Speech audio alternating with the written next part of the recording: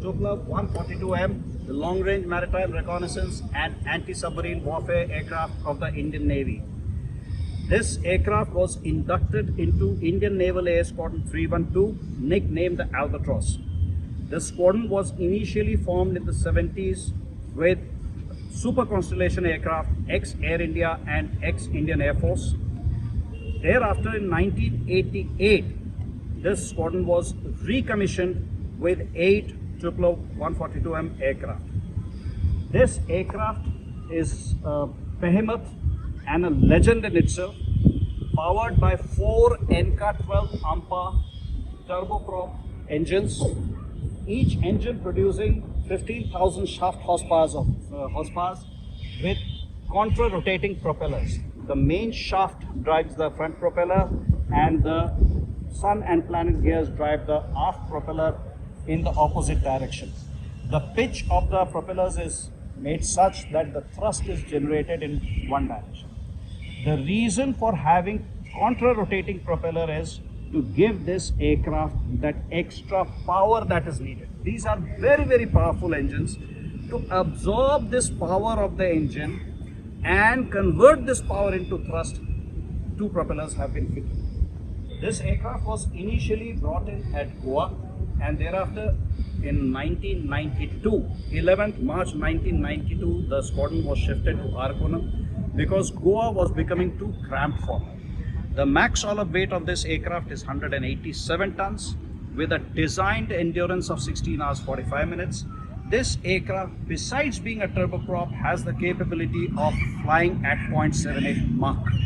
It had a crew of 10, 2 pilots, 5 observers. These observers these days are called Naval Air Operations Officer. In those days, till about a year back, Naval Air Operations Officers were called observers. So what you see here, this is the main surveillance radar. Initially there was coastal radar, which was later replaced with Israeli radar ELTA V2. And these are the main landing gears, and this what you see is the main cargo compartment, wherein we used to carry 3 APR-2E underwater missiles and 14 FLAP 250-120 anti-submarine bombs. Besides that, we had a plethora of sonobuoys. Sonobuoys are equipment which are dropped from air, which come down with parachute. The moment they touch water, the parachute disengages, an aerial comes up, and the hydrophone unreels underwater.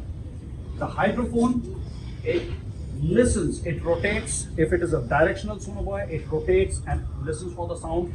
If it is an omnidirectional sonobuoy, it would just listen for the sound coming from any direction. And there were various methodologies by which this sonobuoy submarines could be detected. This was the aft cargo compartment, which used to have the explosive sound sources. These explosive sound sources were utilized for the purpose of detecting submarine.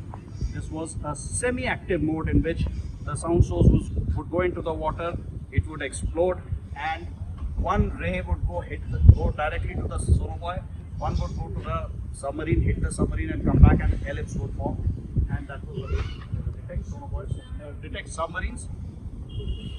This is the place for the AFA-BAF camera. This camera was used for bombing, recording the bombing done by the aircraft.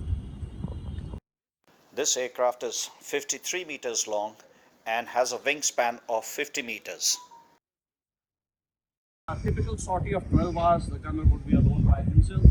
This is the gun, 23mm gun, which had its own radar, the PRS-4E. This gun was capable of firing at a rate of 100 to 1200 rounds per minute.